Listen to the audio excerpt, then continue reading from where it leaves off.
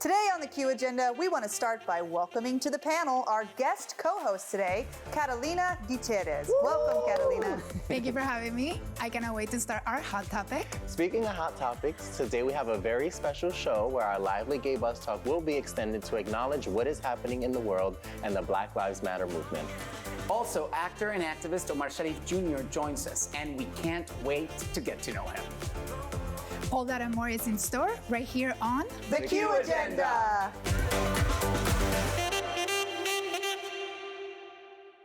Pride Month looks a little different this year. The murder of George Floyd as a consequence of the abuse of force by the Minnesota Police Department officer has shaken the world. Floyd's death triggered demonstrations and protests in more than 75 U.S. cities and around the world against police brutality, police racism, and lack of police accountability. Today, we want to use our space to discuss police brutality and the violence against the Black community, as well as the trans community. I'm going to speak on an experience that I personally had, because it kind of showed me just how sometimes with certain police officers, they're kind of trained to see certain things by the color of your skin. So I remember I was in a relationship, this was back when I lived in New York, and I was in a relationship that was honestly kind of abusive, and we would like fight on the streets and stuff. And I remember there was this altercation that me and my ex had, and I was actually trying to diffuse the situation, which is the crazy part. And I remember while the altercation is happening and I was trying to diffuse it, I literally got tackled to the ground. And I didn't know who had tackled me because it was so unexpected. And when I got tackled, I'm like, your initial reaction is to fight off, and I realized it was a police officer. And I remember feeling so helpless, because I think, like, I can't fight against this. And I remember feeling like, oh my God, here I am trying to diffuse this situation. And I think to add context, my ex-boyfriend could pass for white. He was Hispanic, but he could pass for white. And even he was shocked. Like, even he was in a situation where he was like, oh my God, because this police officer really wanted to arrest me. And if it wasn't for my ex literally begging him, like, no, it was me, it wasn't him, I would have gotten in trouble. And I think that experience specifically, I was like, whoa, like, he didn't necessarily analyze the situation as a whole. He just saw me, and he was like, oh, I'm gonna go for this one, you know what I mean? And I know I'm a little bit flustered, but it's just, I think going back to it and thinking on it, every time I see these, senseless murders that happen, I kind of go back to that situation. And I just kind of want to extend the conversation towards you guys and hear your opinions, and whether you guys have experienced anything with the police. And I think there's two important things that we always have to talk about when we talk about police brutality, and one of it is the history of policing in America, which is rooted in racism, literally slave catching, what they call it.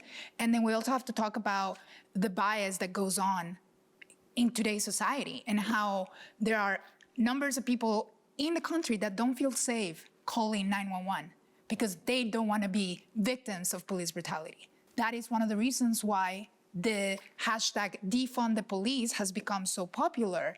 And we're all learning about what that means. And it's not about abolishing the police, even though some people want that. It's more about looking into what is it that makes the police force corrupt? What is it that it makes it unfair for so many people that are afraid to use the police as a way to protect themselves, because we're all citizens, we're all paying for it, yet they feel scared to use the services. It feels very different this time around for the entire community, allies, everyone coming together. There's a quote that says, there's nothing more powerful than an idea whose time has come, and it really does feel like there's an energy in the streets. There's a heart change, mind change. We're even seeing actionable movements moving forward.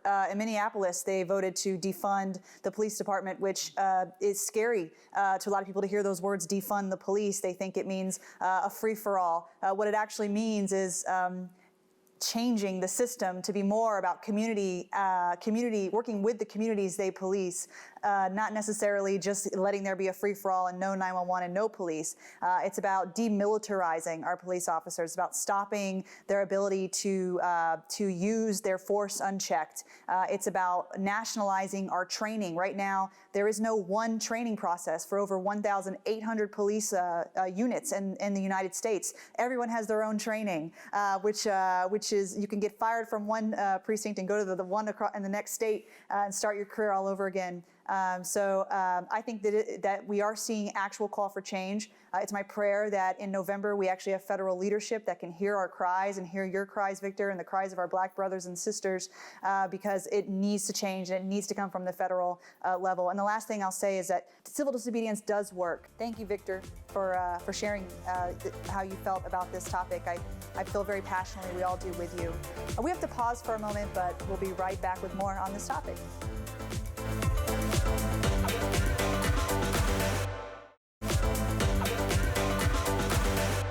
I'm honestly so glad that we're having this conversation because it's really important. And I think something that's very personal to me as well within the situation is being LGBT within the Black community. So I think it's also very important to kind of speak on what's going on with a lot of Black trans women and the abuse that goes on with them. It's in like an untold story. So yeah, I want to hear you guys' opinions and kind of what's going on within the trans community. Well, I'm gonna jump in because I am a transgender woman. I'm also Latina, but I do have what in the community we call passing privilege and also white passing privilege just because of the color of my skin. Now, that does not mean that I am not scared of being found out by the police. That does not mean that I don't feel for my Black trans sisters that are being abused on a daily basis by police, by society in general. And I think this is something that unfortunately needs to be talked. It needs to be talked about, not unfortunately, but it is a topic that sometimes kind of goes under the rug because, you know, we don't want to separate it and we also don't want to make it just about Black trans women. Obviously, we're talking about the Black community as a whole, but Black trans women are being targeted more than any other group, especially here in America. And that is something that is coming out in the open because now we have audio recordings, we have video recordings of all these brutalities that are happening, and it's opening the conversation. And I just think that it's unjust, it's unfair, and I feel for every single Black trans woman that feels afraid, like I said earlier in our segment, to even call 911 because they don't want to be victims of police brutality. I think that we're at a point where you can stand by the Black Lives Matter movement and choose to exclude trans members of the community. You can't. It's not, you don't get to pick and choose which Black lives matter. If you're going to profess Black Lives Matter, they are all included. And particularly in this moment, I feel that it's important to highlight because we're going through Pride Month and we're living this experience. If we go back to Stonewall, it was our trans women of color, the one who organized and went ahead with the whole movement that gave us as LGBTQ people many of the rights that we enjoy nowadays. And I feel that it has to be acknowledged and it has to be brought up. Yeah, and just piggybacking on what you guys are saying, you're absolutely correct that you can't extract gender from race in this conversation because everything that the Black community is facing, I can guarantee you, and the statistics show that Black trans women are facing to an nth degree even worse times, whether we're talking about being pulled over by the police or whether we're talking about mass incarceration. We're talking about 50% of Black trans women have served time in jail. 50% of Black trans women. We're talking about at the rate that Black trans women are killed, the rate that they're beaten. Iana Dior was just in the news for this very reason. In the middle of a Black Lives Matter movement, we see a young woman getting pummeled and thrown on pulled from a crowd, pummeled, put on social media, and leaders of the Black civil rights movement saying, calling out rightfully, we have got to stand by our black trans brothers and sisters. And I think to have an honest and completely transparent, conversation, I think that's a huge issue within the Black community is kind of LGBT rights and it's a human rights issue. it's a human rights issue, exactly. I think that just even my role as a gay Black man within the community, even with gay men, I can see it's almost like a hierarchy of, what's the best type of gay man and what's the most attractive or what's this or what's that. So I think it's like being a Black trans woman, it's like a minority within a minority within a minority, because even within the LGBT community, I think that trans women are disrespected every day, even with gay men, and I've seen interactions, and I think that we don't like to talk about that because it makes us uncomfortable. There's a lot of internalized transphobia that Yes. goes on that needs to be spoken about, and unfortunately, it's still, a hard topic to even bring out because it touches on, the lives of women that have been marginalized since the beginning of time. Exactly. And I also want to say quickly that the excuse of I didn't know or I'm ignorant, it just doesn't work anymore. No, that is Nowadays, not an you excuse. have resources, you have to make it a priority to read, research, and educate yourself on the matter. Yes. The excuse of I didn't know does not fly anymore, and nobody's going to tolerate it. Yep, and start with Googling something called intersectionality if you don't know where to start. That means that I honor my diversity, I honor your diversity, and we stand together to lift each other up and fight each other's battles, that we don't center just our voices, that we center the voice of people whose rights are tied and whose humanity are tied with ours. And Black women, no surprise, came up with this idea of intersectionality as well. I want to conclude this conversation by thanking everyone for their honest opinions and contributions to these topics. Clearly, there is so much work to be done, but when we come back, Omar Sharif Jr. joins us, so don't go anywhere.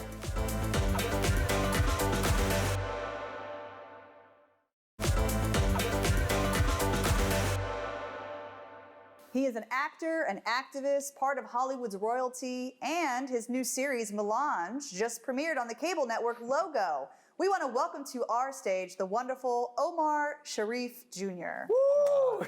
Thank you guys for having me. I mean, what crazy times to be here, but I'm so grateful to be on the show. And I caught the segment you guys did before, and it was certainly powerful and such an important conversation to be having. And so Well, thank you guys joining for all us. you do.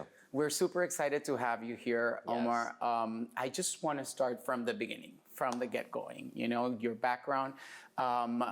What is it like growing up as an LGBTQ man, being from Egypt? I have no idea. I wouldn't even know what that would feel like with everything around you in society. What was it like for you? Yeah, I mean, I'm not going to make any false claims. I was born very privileged. My grandparents were well-known actors in Egypt. I grew up very fortunate. I had every opportunity in the world. Growing up a Sharif in Egypt is kind of like being born a Kennedy or a Kardashian, if you look at me from behind, probably. But I had every opportunity in the world. The one thing that I really lacked while growing up in Egypt is representation. I didn't see anyone that looked like me in the media. And so, in a sense, I didn't really know who I was or where I belonged. And it was only by starting to watch more and more American media that I started to come to grips with who I was as a person. And in 2011, when we had the Arab Spring, protests that remind me eerily to what we're seeing right now, people descending into the streets, demanding, proclaiming what their values are and what they hope to see, that I said it's time to add my voice to this chorus of people and to say, you know what, there are no out LGBT actors or public figures in Egypt. This is something that I feel passionately about. And I'm going to add my voice to this chorus and talk about an issue that's important to me. And for our audience, would you tell us why there are no out LGBT people in Egypt? Talk a little bit about why those protests were necessary in the first place in 2011. Sure. Well, Egypt is a very closed country. While being gay is not technically illegal, LGBT people are regularly arrested and charged with crimes such as prostitution, inciting debauchery, and a whole range of other false charges. so it's very dangerous. It's difficult, if not outright dangerous, to be openly gay in Egypt. And you risk losing your career, losing your families, going to prison. And so that's really why no one really came out beforehand. And in 2011, there was a sea change of some sort? In 2011, people descended into the streets and said it was time to end the military dictatorship of Hosni Mubarak, demanded change, wanted open and fair elections for the first time. We had elections, but he would always win by 93.3%. It was always exactly the same. They weren't open, they weren't fair, it was not a democracy. And so people came down demanding change. After months in protests, the change led to the Muslim Brotherhood coming to power, which became an even more oppressive regime. And people feared that we might turn from being a secular, modern Arab country, despite it not being a democracy, to something that resembled Iran or an Islamic fundamentalist state. And that's when I really chose to speak out and come out and use myself as a litmus test and say, you say you're open and progressive and tolerant as the Muslim Brotherhood, but what are you going to do to me? And the answer was very clear. They revoked my citizenship and I left as a refugee. Oh, wow. Wow. That's what I was gonna ask. I was like, did coming out like have any negative repercussions? And was it like really the reason that you ended up coming to America? That's the reason. I mean, they brought up a motion in Parliament to revoke my citizenship pretty much the day after. You'd think with all the changes happening in the country that have more important things to focus about than one citizen coming out as gay. Wait, so literally no one was out as gay, and you came out and Parliament said, we're going to deal with this. Is it because of your last name, or was it just because they just... Yeah, it was to make an example out of me. Wow, wow. And how did that make you feel the next day? How are you feeling about that? That was a long time ago. I had time to evaluate it, but it was harder more for my parents, I think, and for my family members.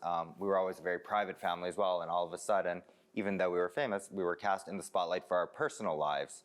And that was something that wasn't easy for them. But I had a very soft landing. I come from means. I was able to leave. I was able to come to America to get sponsored. I was able to find work. I became the national spokesperson for the largest LGBT media advocacy organization, which is GLAAD. But wait, we're gonna, because your advocacy experience is so big and we really wanna get into that. But we gotta take a really quick break, but we'll be right back with more of Omar Sharif Jr.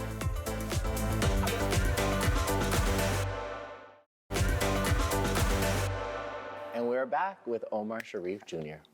So Omar, you were talking about, we want to hear all about your advocacy because you've done so much. I know that at some point you were involved with the Elizabeth Taylor Foundation, and I mean, you've done so many things, but so how do we get started on it?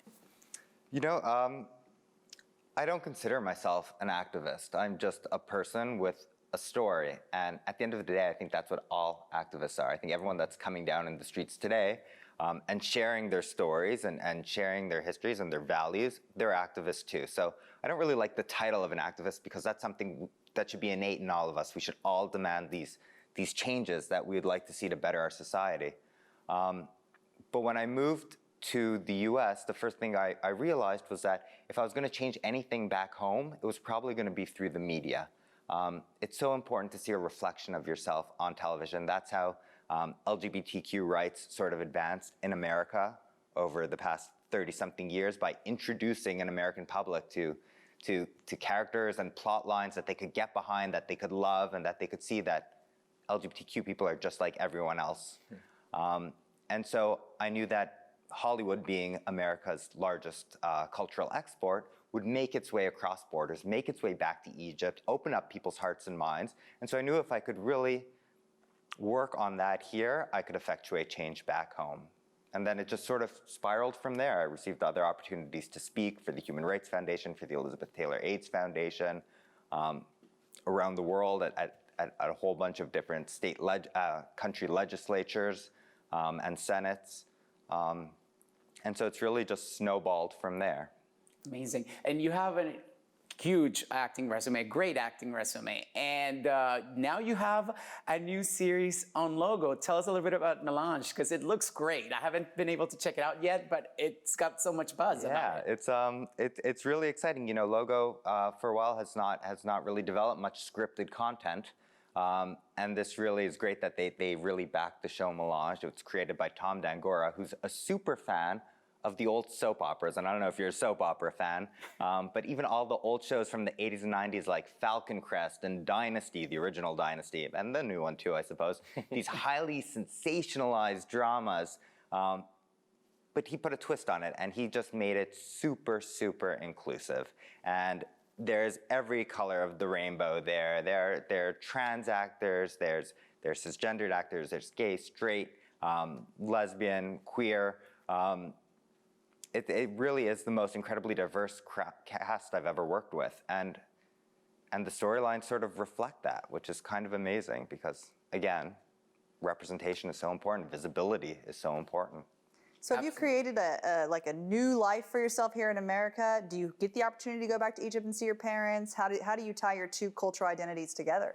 Regretfully, I can't go home, but I do see my parents. We meet either somewhere in America or somewhere halfway in Europe, and so I see them very regularly. But one day I will go home, and that's, you know, human history is a journey of progress. It's a journey down a mountainside river. It ebbs and it flows, and sometimes it appears to turn back upon itself. But ultimately, the river meets the ocean, and that's the story of inclusivity and progress in society today. We will get there so long as we keep demanding and stating what our values are. Well, it's Pride Month, and with everything happening in the world right now, what would be your message to our audience right now? I am so excited for Pride Month this year because it's actually hearkening back to what Pride is truly about, and that's about purpose. You know, it's not about parties, it's not about parades as much, it is about purpose. Every generation has an opportunity or needs an opportunity to sort of profess its values. That happened through world wars, that happened through the civil rights movement, that happened during 9/11 again. And now this younger generation, it's amazing to see come into the streets and stand up for the values that they believe in and demand change. And so again, now Pride is about reaffirming those principles, those values, and it's certainly powerful. Absolutely. Well, we want to thank Omar for stopping by, and you can watch Melange on Logo right now. So check out your local listings. And for more on Omar, you can follow him on @Omar Sharif Jr. And for more on today's show, don't forget to check out LATV.com. We'll see you next time. Bye.